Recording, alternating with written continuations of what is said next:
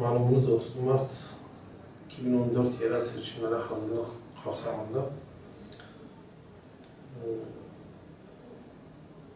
3 tane irtibat seçim büromuzu halkımızla birlikte, halkımızın katılımıyla beraber açtık. İnşallah seçim irtibat büromuzun dördüncüsünü Bingöl Merkez Genç Adresi üzerinde belediye işgalında açmayı düşünüyoruz.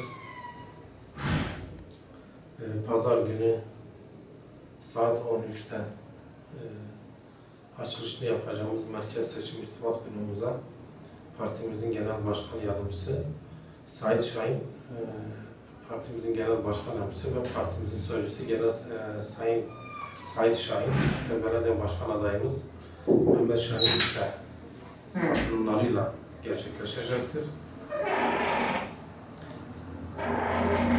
Bu vesileyle tüm halkımızı bu açılışımıza davet ediyoruz. Bu kadar yeter.